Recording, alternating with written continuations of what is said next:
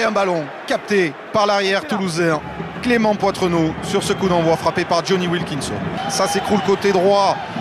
Laisse jouer monsieur l'arbitre. Et Wilkinson écarte le premier ballon du match pour les Toulonnais avec une passe à la limite de l'en avant entre Bastaro et Dylan Armitage. Monsieur Gahuzer laisse jouer Michalak. C'est le coup de patte de Michalak qui a vu que Dany Rousseau était tout seul. Le ballon dans les bras. Le premier essai du match pour Toulon dès la deuxième minute sur une inspiration de Frédéric Michalak, l'ancien Toulousain. On avait identifié que les Toulousains avaient peut-être tendance à se faire aspirer un peu autour du ruck et du coup le positionnement de Dany Rousseau comme un 3/4 qui va capter ce ballon au millimètre distillé, regardez au ralenti, de main de maître par Frédéric Michalak et qui va conclure en puissance Dany Rousseau malgré le retour de Maxime Médard. Énorme choc, Doucer écarte, McAllister attaque la ligne, n'échappe pas à Bruno, réussit à transmettre à Doucer avec Médard de ballon d'essai pour Toulouse, Poitrenaud pour Bouillou, la remise intérieure, Josion, essai de Yannick Josion, mais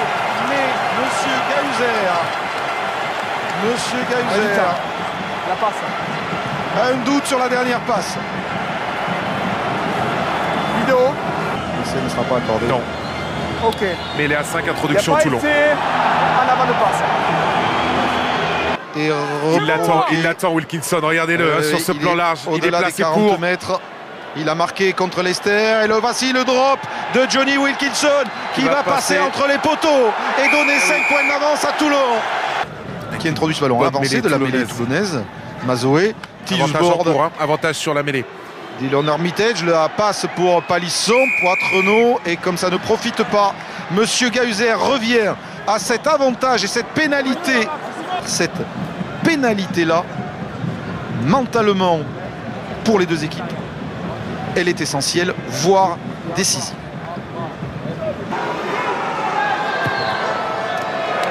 Il y aura la puissance.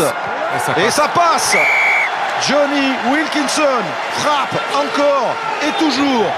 Les 10 dernières minutes de cette demi-finale, Doucet renverse, Steenkamp et encore un en avant du Stade Toulousain. Ballon de récupération et charge du jeune pilier Xavier Tchioki, formé à Toulon. Il faut aller jouer dans le camp de Toulouse, dit Pierre Mignoni avec Oriolis à Montboulan, avec Armitage. Dylan Armitage qui repique vers l'intérieur, qui échappe au plaquage de Doucet, qui va filer vers l'essai. Il a marqué celui de la finale de H-Cup et il marque l'essai qui enterre sans doute définitivement les espoirs toulousains. Le gros point noir pour eux dans cette partie, perte de balle et du coup ballon exploité sur les extérieurs avec les jambes de Dylan Armitage qui vont faire la différence et sans doute propulser Toulon vers une finale du top 14 et sans doute un doublé, et peut-être un doublé historique. En tous les cas, c'est énorme ce que réalisent les Toulonnais, énorme parce que physiquement on se demandait s'ils allaient être au rendez-vous après le match de la semaine passée.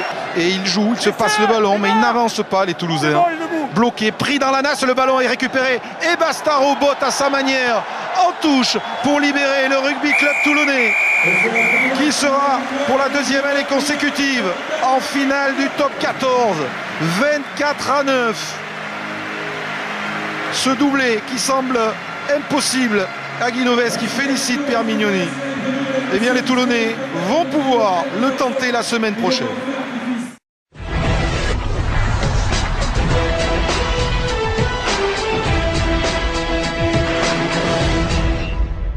Qui a donc tout perdu en une semaine, le titre de champion d'Europe la semaine dernière contre Toulon, le titre de champion de France puisque Clermont n'ira pas au Stade de France, et donc le Castres olympique qui 20 ans après son dernier titre tentera de décrocher le très précieux bout de bois, le très précieux bouclier de Brennus la semaine prochaine aux alentours de 23 h. Immense déception de Verne Cotter, grande joie de Laurent Travers, l'un des entraîneurs castrés. Revoyons les images peut-être de cette rencontre avec un homme à retenir. Rory Cocotte, c'est un joueur sud-africain, le buteur de cette équipe de Castres. Et dans ces matchs à élimination directe, il faut être précis et régulier. Rory Cocotte l'a été, 20 points pour lui.